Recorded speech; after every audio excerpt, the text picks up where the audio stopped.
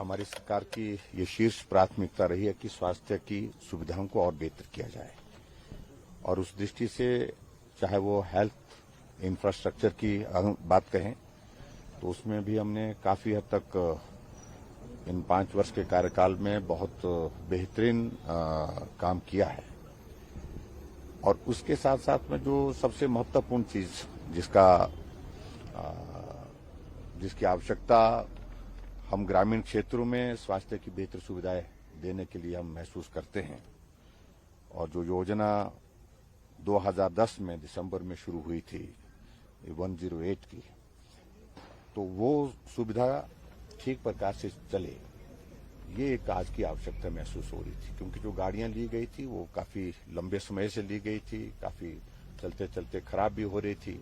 तो इसलिए मुझे इस बात की खुशी है कि आज हमने 30 नई एम्बुलेंसेज जो है यहाँ से रवाना की हैं और उस तरह से अब कुल मिलाकर के इसकी जो संख्या जो है हमारे हिमाचल प्रदेश में 248 टोटल इसकी संख्या बन गई है।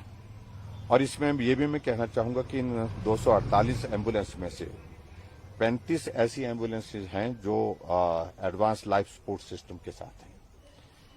और उसी तरह से इस बात को अगर हम देखें कि हमने लगातार ये प्रयास किया है कि ये एम्बुलेंसेज समय समय पर हम उपलब्ध कराते रहें और बेहतर स्वास्थ्य सुविधा देने के लिए हम बेहतर काम करते रहें। 2019 में हमने 46 दी थी और 2020 में हमने 100 एम्बुलेंसेज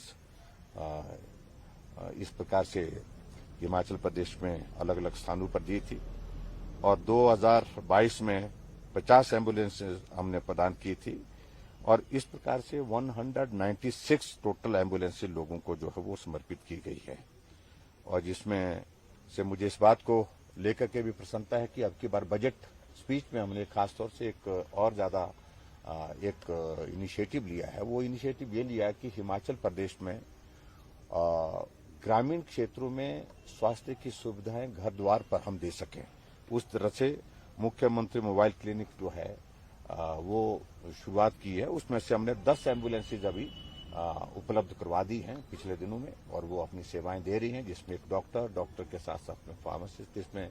और आने वाले समय में हमारा उसमें ये लक्ष्य है कि हिमाचल प्रदेश की सभी 68 कॉन्स्टिट्यूंसीज में ये सुविधा जो है वो मुख्यमंत्री मोबाइल क्लिनिक की सुविधा उपलब्ध हो। तो बहुत जल्दी बाकी पोर्शन रहता है जो एम्बुलेंसेज का, उसको भी हम पूरा करने की कोशिश कर रहे हैं। सर, भारत जोड़ो यात्रा कांग्रेस नेता राहुल गांधी आज से कन्याकुमारी से शुरू कर रहे हैं, क्या कहना है? मुझे उसमें कुछ नहीं कहना है। पहले तो उसमें यही मुझे लगता है कि भारत जोड़ो से तो बेहतर ये होगा कि कांग्रेस जोड़ो इस यात्रा को यही नाम देना चाहिए। कांग्रेस बिखर गई है पूरे देश भर में और ये स्थिति जो हम कांग्रेस पार्टी की आज देख रहे हैं कि शायद कांग्रेस के इतिहास में ये सबसे खराब दौर चल रहा है।